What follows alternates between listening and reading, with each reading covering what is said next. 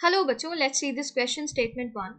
All the factors in our body are favorable for diffusion of oxygen from alveoli to tissues and thereof carbon dioxide from tissues to blood. तो यहाँ पर ये statement correct हो जाता है. अब जैसे different factors जो diffusion में help करते हैं वो क्या क्या हो जाता है?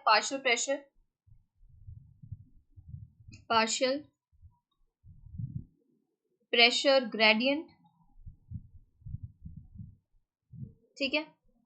अब जब हम बात करते हैं फेवरेबल होता है for diffusion of oxygen from alveoli, तो पार्शियल प्रेशर अगर एल्वियोली में हम ऑक्सीजन का देखें तो कितना होता है 104 mmHg. ठीक है. और हम पार्शियल प्रेशर कार्बन डाइऑक्साइड की बात करें तो कितना है एल्वियोली में 40 mmHg. अब जब डिफ्यूजन आप देखते हैं तो ऑक्सीजन को डिफ्यूज होता देखते हैं ब्लड कैपिलरी में, और ब्लड कैपिलरी से कार्बन डाइऑक्साइड को डिफ्यूज होता देखते हैं कहाँ पर? एल्वियोली में. क्योंकि यहाँ पर ब्लड कैपिलरी के अंदर जो पार्शियल प्रेशर है कार्बन डाइऑक्साइड का वो कितना है? ज्यादा है, 40 से ज्यादा है. तो डिफ्यूज कहाँ कर रहा है? हाई प्रेशर से लो प्रेशर की तरफ, पार्शियल प्रेशर की तरफ. और ऑक्सीजन यहाँ क्या होती है? कम होती है, फिर 40 होती है, फिर 40 से धीरे धीरे इंक्रीज करती रहती है. ओके. फिर टिश्यू तक जब जाती है तो वहां पर क्या होती है 95.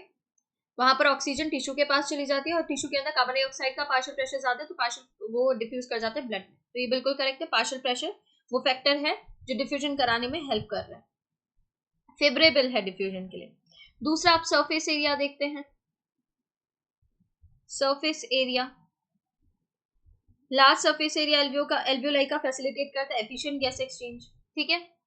फिर इसके बाद हम बात करेंगे सॉल्युबिलिटी ऑफ गैस.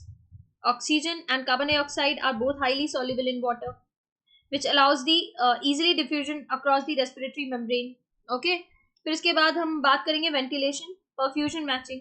तो यहाँ पर ये सब चीजें होती हैं, ये फैक्टर्स हैं और ये सभी फैक्टर डिफ्यूजन के लिए फेवरेबल हैं. तो जितने भी फैक्टर बॉडी में मिल रहे हैं डेफिनेटली वो डिफ्यूजन को तो क्या कर रहे हैं उसके लिए तो फेवरेबल ही है. ठीक है. तो यहाँ पर ये करेक्ट है. स्टेटमेंट 2 में दिया है the role of oxygen in the regulation of respiratory rhythm is quite significant. ये इनकरेक्ट है. Role of oxygen in regulation of respiratory rhythm is quite insignificant. ये सेंसिटिव होते हैं. कीमोसेंसिटिव एरिया जो होता है वो सेंसिटिव होता है CO2 एंड H कंसेंट्रेशन के.